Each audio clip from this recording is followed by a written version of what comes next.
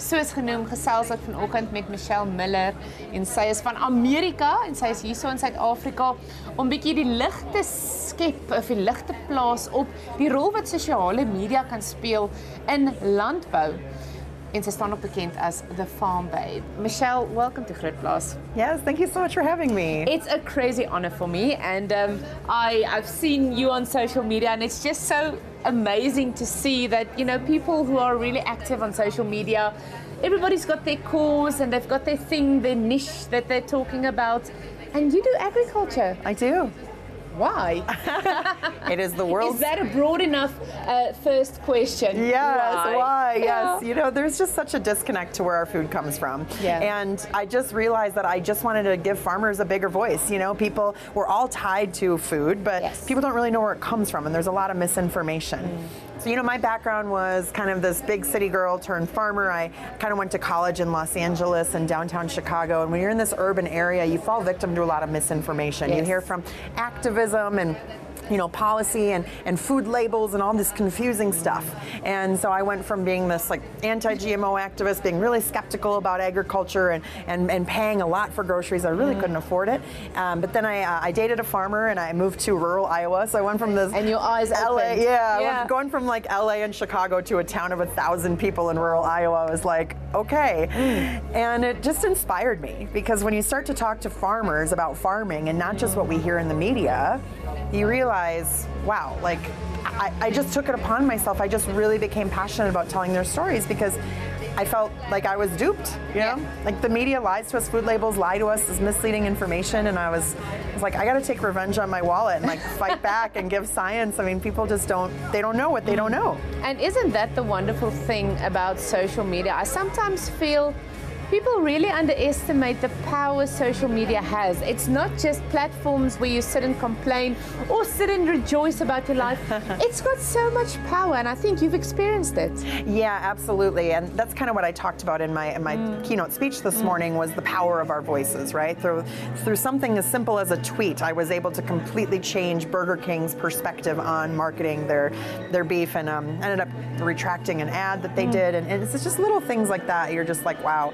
I think sometimes people go, oh, social media influencer, like you're just a pretty girl on Instagram. And and I was like, it's so much more than that, you know, and we have the power through social media to move mountains and change minds and improve policy and raise awareness on certain issues and connect with politicians. And there's so much we can do. You know, it's like just helping people learn where their food comes from, bridging that gap, helping people feel connected and more comfortable with what they eat every day, I think is really important.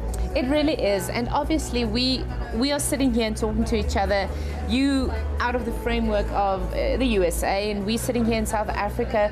Obviously there are similarities, but they are just worlds apart, things that are just so different. Yeah. So I know what we sit with in South Africa. I'd love to hear just a bit from your side. I mean, what are the key policies or the key issues you would like to get attention in America? Oh, in America, I think one of the biggest things is the importance of buying local when possible, in a sense of, I live in Florida, which is like a hub for fresh produce, and it's difficult for us because the big grocery chains, they're all just about profits. And so when Florida farmers have something fresh in season, they still are sourcing from, like, you know, South America, Central America, and it's really kind of undercutting and cutting out the American farmer. And so I think just like you would want to care about supporting South African farms, I care about supporting American farms. Absolutely. Obviously realizing that it takes a global mission to feed the world, but it's like, if a farmer has a crop that's in season for 6 weeks, give them that 6 weeks. Absolutely. Support our own country, and then the rest of the year, you know? Absolutely. And so it breaks my heart when farmers in America, they have so much.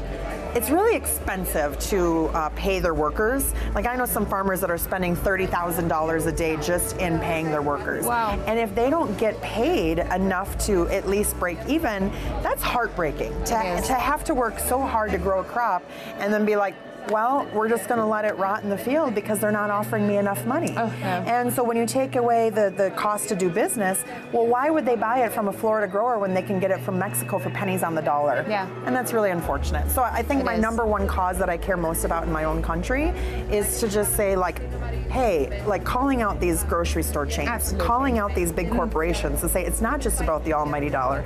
Care about USA farmers and keeping them on the land, you know? Yeah. That is, it's such an important part of, you know, I always feel like we all have our role to play.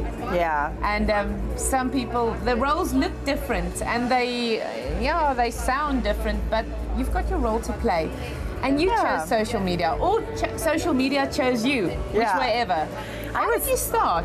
Yeah, and you know, on that note too, I wanted to ask you, do you find that in South Africa too? Do you have that same kind of struggle? Yes, absolutely. You do, okay. Absolutely. Because that was one of my big key takeaways, I think, was yesterday I toured the Johannesburg market, and I was like mind blown at how cool it is that they just move like mountains of produce in a matter of hours. I mean, it's so cool. It's crazy, and you know, I think if you are, obviously here, you will actually feel the passion for agriculture. Oh yeah, it's cool. In South Africa, it's such a big topic on our calendar, and it's worth fighting for, and it's worth talking about. Yes. And like, this is my platform. Social media is your platform, and I really would love to know how did it begin for you? I mean, was it just a random? How did you become an agriculture social media influencer? Yeah, I know, it's such a random thought. I know, it's crazy, right?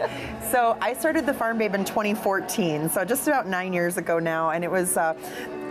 You know, like I said earlier, it's like I have a big city girl background, and when I moved to the farm. And I just started learning, you know, I thought that GMOs were bad. I thought that GMOs were just like drenched in pesticides and all this stuff. And the more I learned, the more I realized like I need to challenge my views. And I just started posting about it. So the name Farm Babe was a spinoff of the Food Babe. And she was just sharing so much misinformation about how GMOs are just drenched in pesticides. And if you're not feeding your family organic, you're a bad parent. And I was just like, this is messed up. Yeah. So I messaged, I commented on her Facebook post just explaining like, hey, we grow GMOs on our farm. We're not like drenching our fields in pesticides. Like, come on out. I'd love to show you. And she blocked and banned me after I commented. And I found this Facebook group called Banned by the Food Babe, which has 10,000 members. Yeah, she literally silenced 10,000 people. And I was just like, wow. People were commenting like, why were you banned? And she's banning like the farmers, scientists, experts, veterinarians, people that are experts.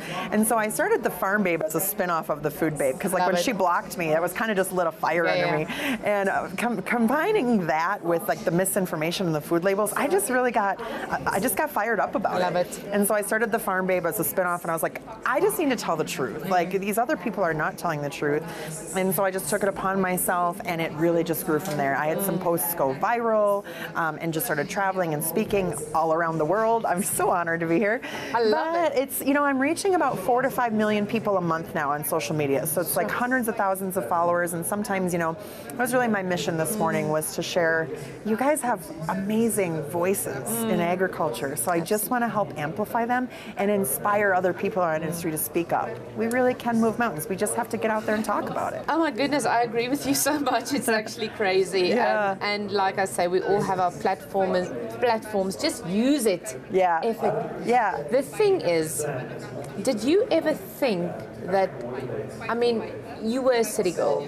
Did you ever think that social media would get so much attraction from the agriculture community? Because when you think of farming and you think of stuff that goes viral, it's difficult to put those two together, right? Yeah, I mean, I never in a million years thought that this would be a full-fledged career. I'm so glad for you. I know, right? Thank you. I was like, I'm just going to start a Facebook page, like, and it was just a hobby. And I was like, I don't know, maybe I'll get like 1,000 followers, and then fast forward to today, and I'm speaking in South Africa. But I've spoken across 4 continents. I've done hundreds, if not, 1,000 talks now over, almost the past decade of just being immersed in our industry, and I just fell in love with it.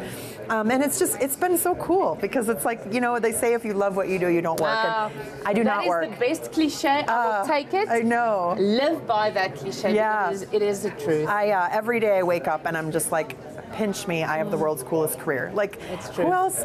You travel the world and you tour farms and learn about where your food comes from. Like, it's just... It's really amazing. And every day, and that's the other thing that I love so much, is agriculture is so diverse. And to go from a strawberry field in Florida one day to a macadamia farm in South Africa the next day, to a Costa Rica coffee plantation, Wow. to a cotton farm in Texas, to what we have in front of us, the clothes on our back, the food on our plates, the origins is just so cool. It is. What are some of the biggest misperceptions in agriculture that you are like making it your life's goal? Yes. To say, it's not the truth. I think the top of my list would be like, do you guys have a lot of the misinformation about factory farming, like the vegan activists? That's such a problem. And if I could just take the world with me to every one of these massive farms that I visit and just help people understand the care that goes into animals. Yeah. We all love animals. We all want what's best for them. But it drives me crazy when the activists who clearly love animals, right, believe that animals are raised in cruel, torturous factory farming conditions. That couldn't be further from the truth. And that's been one of my favorite myths to bust. As a city girl, I used to believe that too, right? I would only pay for the most expensive top shelf eggs and meat and everything because I want what's best for animals. We all do. Absolutely. But then when you go and you tour some of these conventional, you know, like the cheap eggs or the cheap meat. Yeah. And you go and you see just how much care and science and effort and focus. It's like, wow. Like any farmer can do a great job regardless of size or label, and they all have their pros and cons. We can't just say it's grass-fed or bust. I mean, don't get me wrong, grass-fed has its place, but one of the most popular posts I did on social media was a meme I made, and it was a picture of a chicken in a snowbank up to its beak, and it said, "Be free range," they said. It would be fun, they said. Oh, I love that saying so much. It's like the marketing behind like grass-fed, organic. But it's like, yeah, okay, but have you ever talked to a pig farmer in Minnesota? Like, it's cold. Yeah. You know, we can't have our animals be freezing to death. Absolutely. And so, you know, it's kind of like every system has its pros and cons, and we have to base it based on land size, the type of animal, the climate. You know, if you want to have a 30,000 acre ranch in Texas to raise animals outdoors, you can. Cool. Absolutely. Good for you. Yeah. But I don't think it's going to be as comfortable for chickens in Wisconsin. You know what I mean? I hear you. So it's every system has its pros and cons, but if you think about a lot of what I do is making content relatable. So you ask somebody, well, would you rather be raised indoors in your house in a climate controlled environment, or would you rather be outside 24/7? Now, there's some days you want to be outside, but in the blizzard, most of the day, thunder and lightning and hail and 110 degrees when it's humidity, it's like you don't want to be outside. Absolutely. And so, you know, it's the farmer's job to care for those animals, and so I just wish more people understood just how much they care. Absolutely, and we've got around 1 minute left. And you being here now in South Africa, obviously you are contributing and you are blessing us with your knowledge and just the experience. Because as you say, sometimes it's just to know more about your experience blows my mind, and it makes me think in a different way. But what do you want to take out of South Africa? What have you taken? Oh gosh, I'm so excited. Well, my trip just started. I've got about 2 weeks left, so it's cool. Okay. But you know, we have a whole big tour planned, and my goal is to really give you guys a bigger voice. Like, thank you. I want to celebrate farmers of all shapes and sizes all around the world because they're really underappreciated. And so throughout my trip here, if I can take away some fun facts and help people learn and help people feel more connected and yeah, it's really what it is. It's about connection and that happiness and that feel-good type of vibe that you have, and just being a little bit more educated and comfortable with the food supply. That's really wonderful, Michelle. Thank you. And you're welcome. I hope you have the time of your life. I will. So I'm on night 3, it's day 3, and so far so good. I'm so glad. Yes, thank you. So good luck, and I hope we talk again. I'll be following you. Absolutely. Yes.